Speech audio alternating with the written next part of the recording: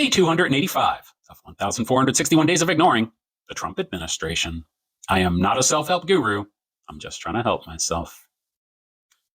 If you are a cinephile, today is for you. I was listening to the current episode of the film discussion podcast Blank Check.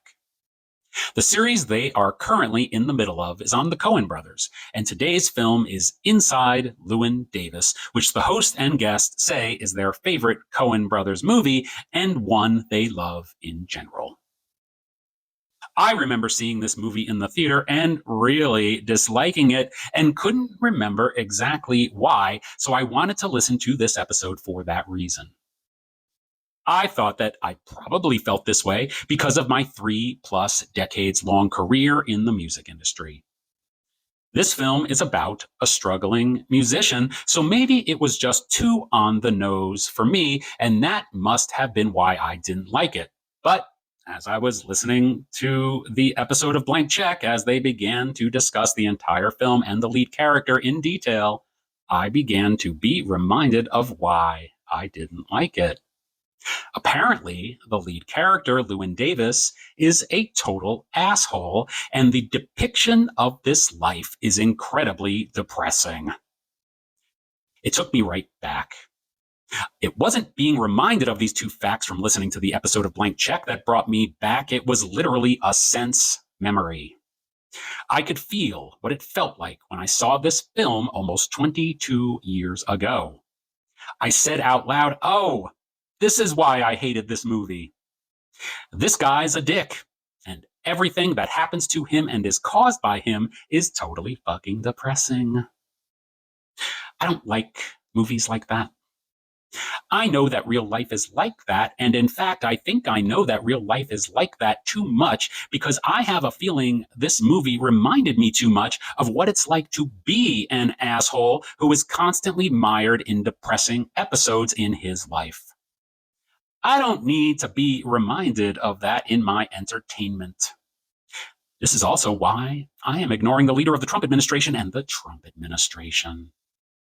I have said it many, many times. My main gripe is with the guy, which goes back decades, just like my gripe with this film. The main character is a dick, and I don't need reminders of what that feels like.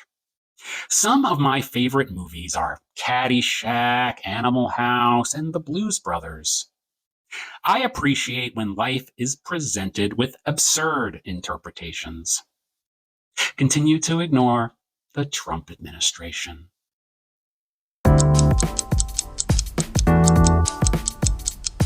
Day 286 of 1,461 Days of Ignoring the Trump administration. I am not a self-help guru. Just trying to help myself. I am casually seeing an uproar about the leader of the Trump administration's interview with the becoming quite questionable news program 60 Minutes. I saw the outrage first and saw the clips next. The outrage is understandable, but misplaced in my personal assessment.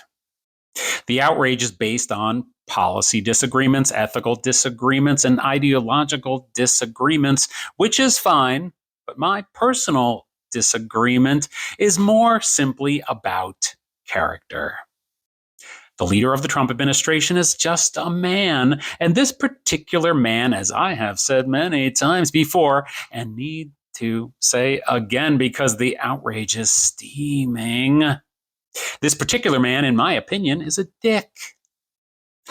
He is someone who, if he was the same person as he is now, without the power and the money and the quote unquote prestige of a person who has incredibly bad taste, would still make me think, man, that guy's an asshole. And I'm saying this as someone who has been thought of as an asshole by some people during my lifetime. I was a traumatized little boy who became a traumatized little man and had to spend a significant portion of my adulthood working through issues to become a person that could function in society. Unlike the leader of the Trump administration, who became a person who created his own society of Oompa Loompas, aka the Trump administration, surrounding him like some Willy Wonka with cotton candy instead of chocolate. They glaze him with positive affirmations about his bad behavior every day. The clip I watched from this 60 Minutes interview was about how the leader of the Trump administration does not seem to care how his personal police force treats the citizens of this country when he decides they are not citizens. This reveals the kind of human being he is, which is not very human, and he won't be being in public life much longer anyway, since this is his final term, regardless of what anyone says. Soon, different leadership will be allowed to be their own kind of asshole to another portion of the nation. But until then, I'll ignore the one I think of that way. And if you feel that way too, ignore the Trump administration.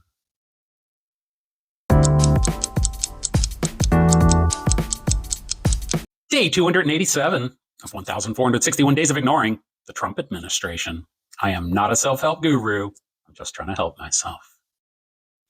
See, I told you good things happen when you ignore the Trump administration. The message of 1,461 days of ignoring the Trump administration has always been mindfulness, optimism, and hope. And as we see from last night's election results, which saw sweeping wins by Democrats that could not be disputed because the margins were large, people want to feel mindful, optimistic, and hopeful. I did not follow much of Zohran's mayoral race, even though I have lived in and around New York City for most of my life, because I'm not just ignoring the Trump administration, I'm ignoring politics in general.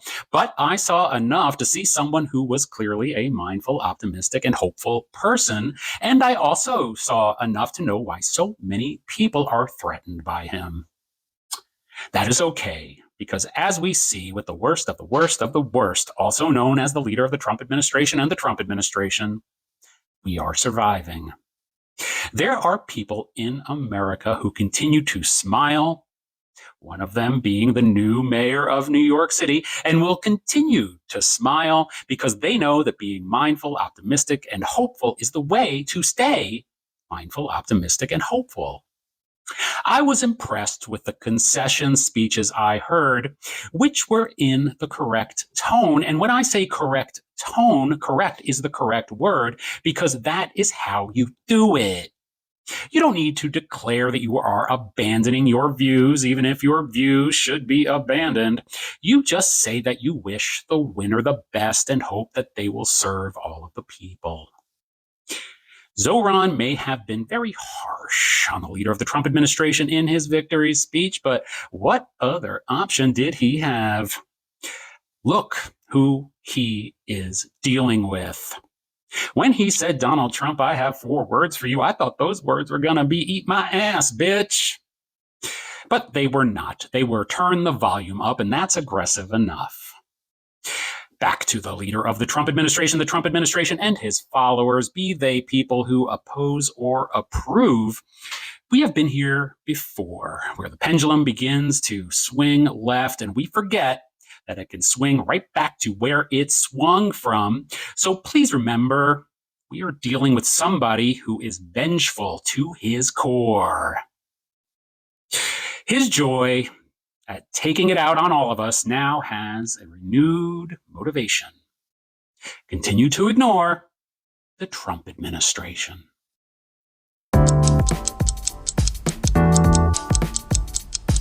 Day 288 of 1,461 days of ignoring the Trump administration. I am not a self-help guru. I'm just trying to help myself. Are you a fan of the film Scarface? I don't know if he is able to remember the film Scarface anymore, but the leader of the Trump administration thinks he is Scarface, even though I don't think he has ever seen Scarface. And like I said, he is likely too dementia-riddled by now to remember anyway. I know that I have never seen Scarface, but I listened to a podcast the other day that went through the film scene by scene over the course of several episodes and many hours. And now that I feel like I have an understanding of Scarface, it reminds me of the leader of the Trump administration. How?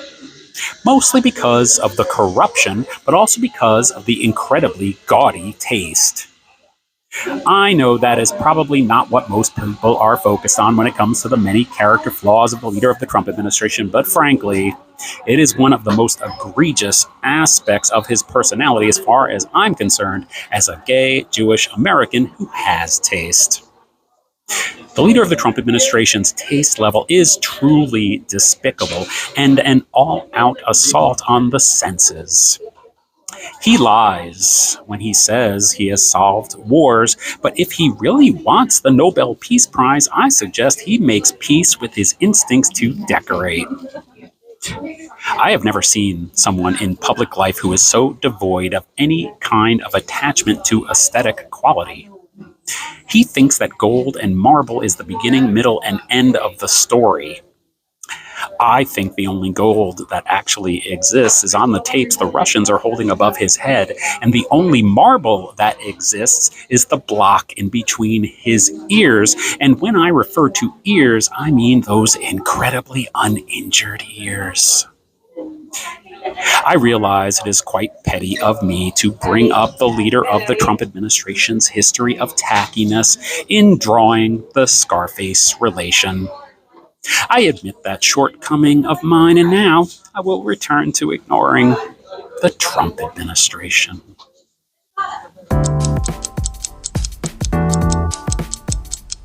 Day 289 of 1,461 Days of Ignoring the Trump administration. I am not a self-help guru, just trying to help myself. Do you realize that we would never know about some of the garbage human beings we are walking around the planet with if not for the rise of the leader of the Trump administration and the Trump administration? He has given permission for racist people to be racist, bigoted people to be bigoted, and violent people to be violent. It is such a woke concept for everyone to get to be exactly who they are, isn't it? I am reminded of Mr. Rogers' Neighborhood, frankly. But really, the leader of the Trump administration is currently fighting to keep the people he is supposed to be governing from getting their health care. He is fighting to keep his people from being able to eat. And he is fighting to keep people who are here legally from being able to live in peace. We are seeing how some of his supporters, the ones I describe above, have come out in favor of these cruel policies. In fact, even supporters who are having their own health care, their own food supply, and their own way of life stripped from them seem to be gaslit by their cult leader into thinking that somehow this is a good thing. Look, are there abuses in systems? Of course. In fact, there is one system that is constantly abused: the office of the presidency. And the leader of the Trump administration is currently the prime abuser of that system. We have seen him use the Justice Department to go after his political enemies, pardon criminals, and put them to work in order to line his pockets, and take out his vengeance and anger on anyone who doesn't support his bizarre, demented mind. Now that we have seen the supporters of the leader of the Trump administration expose themselves to us, it is to our benefit because we can be aware of them and avoid them. I am surprised that so many of my fellow Americans can be so bad. But I refuse to believe that the bad ones are the majority because I interact with too many lovely people every day. Even though some people harbor hatred for their fellow citizens, I don't need an explanation. I respect your right to hate. Please respect my right to ignore the Trump administration.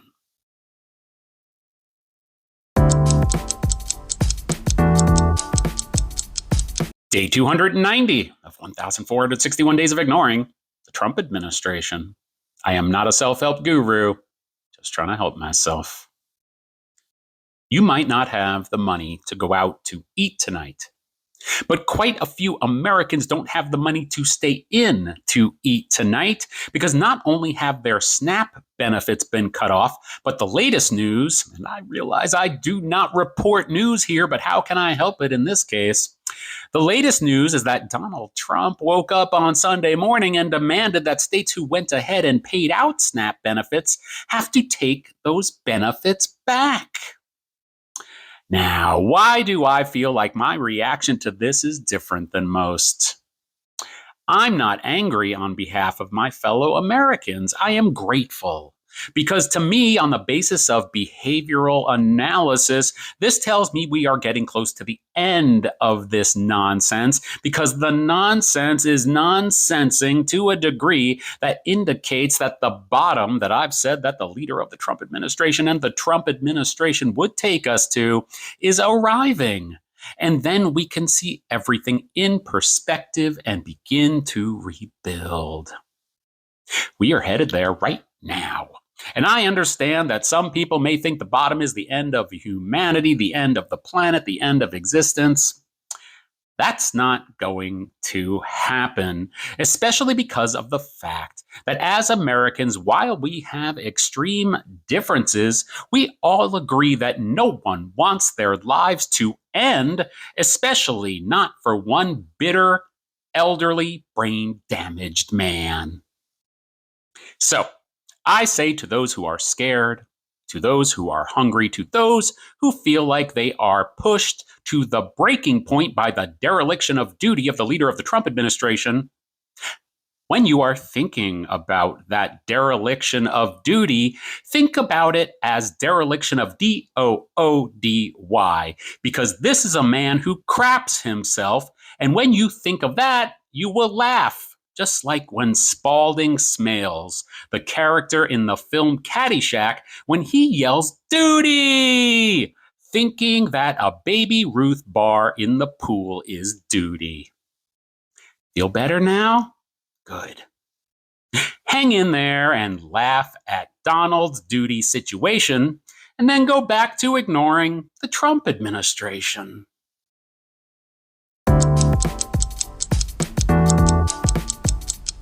Day 291 of 1,461 days of ignoring the Trump administration. I am not a self-help guru. I'm just trying to help myself. I had a feeling the other day that surviving the leader of the Trump administration and the Trump administration is like surviving the pandemic. There was a time during COVID when we were so confused and deeply concerned about what was happening and what would be happening. This feeling was universal. It was not political. If you encounter a car crash on the road that blocks traffic in both directions, at that moment, it doesn't matter what caused the crash or how it will be cleared. This is not the Fast and the Furious. We are all blocked, right? Not even Vin Diesel is getting through. Even though the supporters of the leader of the Trump administration believe their car is still moving, it is because their windows are tinted and the vehicle is being shaken from the outside by nefarious actors to make the driver believe the car is still moving forward. It's not. It is a deception, and deception is what the leader of the Trump administration is best at. However, just like COVID, although we may not have had all of the information we needed at the beginning, as time passed, we came to understand the reality of what we were dealing with. Then we began to manage our lives in a way that allowed us to persevere, remain productive, and continue planning for our futures with the belief that the virus would eventually no longer be a threat to us. This is also true for the leader of the Trump administration and the Trump administration. The nefarious forces of this person and the people he gathers around him will never be eliminated. There will always be another generation of disease. But we manage that because it is in our nature. Even if we find ourselves in situations that make us feel fatalistic, these feelings are primarily based in our imagination. Try to redirect that energy and ignore the Trump administration.